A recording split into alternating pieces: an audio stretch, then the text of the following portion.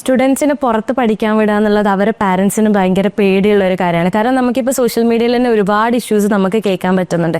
അപ്പോൾ കസാക്കിസ്ഥാൻ്റെ കേസിൽ നമ്മൾ നോക്കുമ്പോൾ ഇതുപോലുള്ള ഇഷ്യൂസ് അവിടെ ഉണ്ടോ? ആക്ച്വലി അത് സേഫ് ആണോ? അല്ലെങ്കിൽ പാരൻസിന് നമുക്ക് എന്ത് അഡ്വൈസാണ് കൊടുക്കാനുള്ളത്? പൊതുവെ രക്ഷിതാക്കൾ എന്നെ വിളിക്കുമ്പോൾ ഞാൻ 3 കാര്യങ്ങൾ പ്രധാനമായിട്ട് പറയാറുണ്ട്.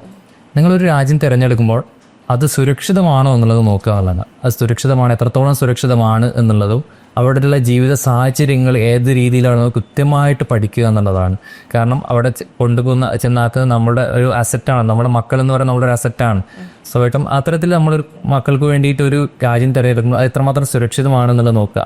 രണ്ടാമത്തെ കാര്യം നമ്മൾ ഏറ്റവും പ്രധാനമായി നോക്കേണ്ടത് ആ തിരഞ്ഞെടുക്കുന്ന യൂണിവേഴ്സിറ്റി, ആ യൂണിവേഴ്സിറ്റി പബ്ലിക് യൂണിവേഴ്സിറ്റികളാണെന്ന് നോക്കുക. അതായത് അവിടുത്തെ മിനിസ്ട്രിയുമായിട്ട് ആ യൂണിവേഴ്സിറ്റി ഏത് തരത്തിലുള്ള ബന്ധമാണ്, അതുപോലെ തന്നെ അതിൻ്റെ നടത്തിപ്പ് ആരാണ്, ഏത് രീതിയിലാണ് അതിൻ്റെ നടത്തിപ്പ്, അവിടെ പഠിച്ചിറങ്ങിയ കുട്ടികളുണ്ടോ, ഡോക്ടേഴ്സ് ഉണ്ടോ, അതുപോലെ തന്നെ അവിടെ പഠിച്ചുകൊണ്ടിരിക്കുന്ന കുട്ടികളുടെ അവസ്ഥ എന്താണ്, ആ തരത്തിലൊക്കെയുള്ള ഒരു പഠനം ആദ്യം തന്നെ നടത്തേണ്ടതുണ്ട്.